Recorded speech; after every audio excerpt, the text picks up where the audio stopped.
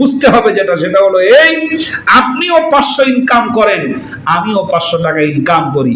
আপনার 500 টাকা ইনকাম করার পর দিনের শেষে দেখা যায় এদিক ওদিক দিয়া এই ওষুধ সেই ওষুধ, এই সমস্যা সেই সমস্যা, নানা রকমের অসুবিধার মধ্য দিয়ে 500 টাকা তো গেছেই, আরো 150 টাকা বন্ধুর কাছ থেকে হাওলাত করা লাগছে, হয় কিনা?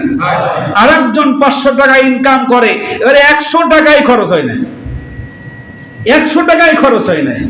বরকত কিভাবে আল্লাহ রাব্বুল আলামিন দান করেন, কিভাবে আল্লাহ পাক বরকত দান করেন, সকল ঝামেলা থেকে মুক্ত করে, সমস্ত অসুবিধা থেকে আল্লাহ পাক আপনাকে হেফাজতে রেখে সকল প্রকারের সুস্থতা নিয়ামত আল্লাহ পাক আপনাকে দান করে অল্প আয়ের মধ্যে আল্লাহ তাআলা বরকত বাড়িয়ে দেন। সুবহানাল্লাহ।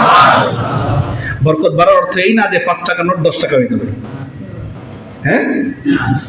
এজন্য যারা দান